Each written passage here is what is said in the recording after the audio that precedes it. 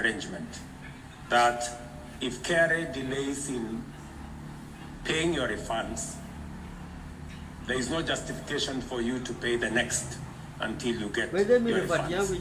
So you net off, and I think it's managed to improve things on both sides. I think KRA are now much more forthcoming whenever they are processing those refunds. These measures, alongside streamlined tax mechanisms, have boosted investor confidence and enhanced our competitiveness. On the macroeconomic front, deliberate policy interventions have stabilized the Kenya shilling, leading to a 20% appreciation from Kenya shillings 162 to the dollar in February 2024 to Kenya shillings 129 today. Inflation has fallen to a 17-year low, declining from 9.6 in September 2022 to 2.8 this month. Additionally, foreign exchange reserves have surged to US dollars 9.5 billion, ensuring robust import cover and strengthening our financial markets. You all remember 2 years ago we had a big challenge. In fact, the first group that I met were the oil marketers. And the oil marketers were really in trouble because we spend close to $500 million every month to service our oil products imports. It was a big challenge, and we managed to design an innovative mechanism working with local banks and structured what many people did not think it was going to work. But today we have a working mechanism that has removed pressure from banks. I remember banks had become rationing dollars that are available to importers. We have since resolved that issue, and I am very confident about the future. That even companies that could not remit, dividends to foreigners, and they had to wait for months to be able to do that, that challenge has now been removed, sorted out, because we have consistently worked with the private sector to identify areas of collaboration and partnership that would help to resolve the challenges that face our economy.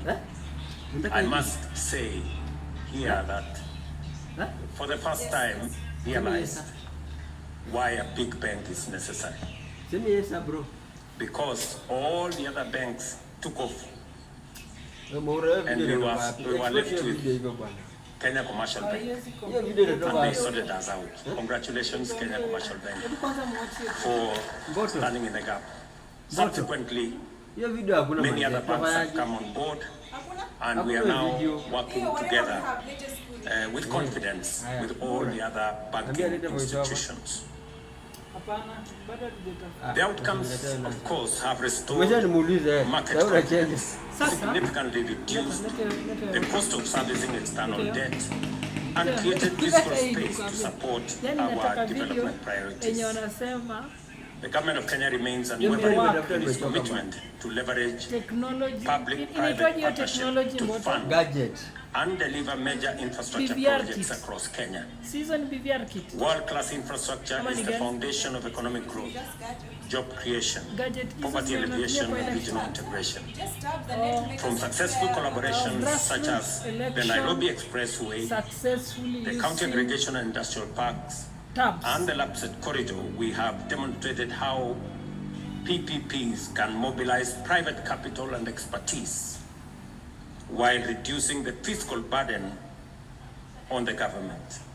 Moving forward, we are expanding this model to critical sectors, including transport, energy, water, and affordable housing, to ensure sustainable and efficient delivery of projects that transparently and efficiently meet the needs of our people. let me say this, that private-public partnership is the way to the future.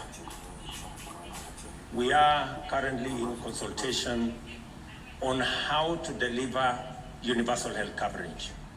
And one item that is critical to the delivery of universal health coverage is equipment in our hospitals, whether we are talking about MRI equipment, whether we are talking about dialysis equipment, and many other equipments that are necessary for the delivery of UHC. Of course, apart from human capital that we require, and apart from medical commodities that we require. And we have agreed in a structured manner with all the stakeholders, including our county governments, that using the model that we used before under the managed equipment service, we have improved on that model. In that model, we contracted suppliers who supplied equipment, and we used the equipment to deliver service. We paid the suppliers for that equipment over time. This time round, we've made it even better.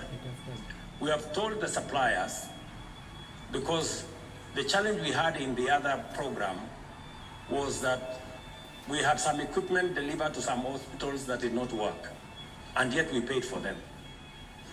And some of the time the equipment worked, some of the time it did not work, but we paid for them. So we told them this time round, you deliver the equipment, because this is a public-private partnership. We will pay you for the service of that equipment. If you deliver for us one MRI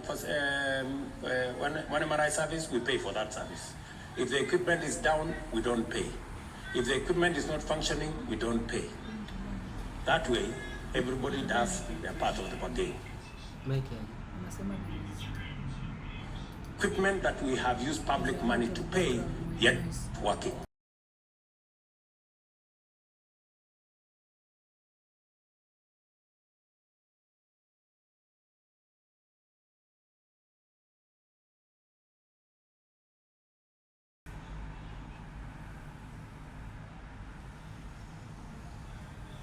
That you can fly from Dubai,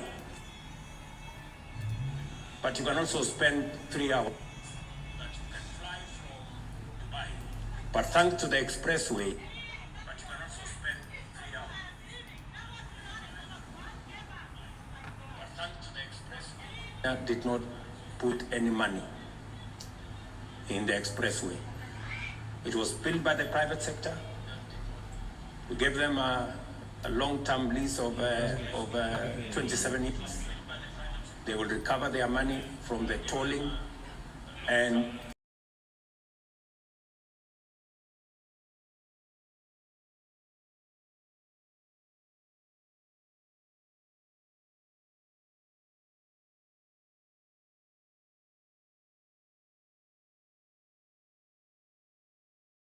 that is how the future is going to look like, because it provides us a win-win arrangement.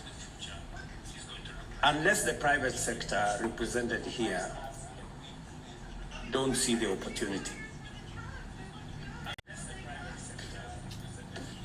When we talk about the private sector and when we talk about PPP, they must necessarily be foreign, and they must not necessarily be white.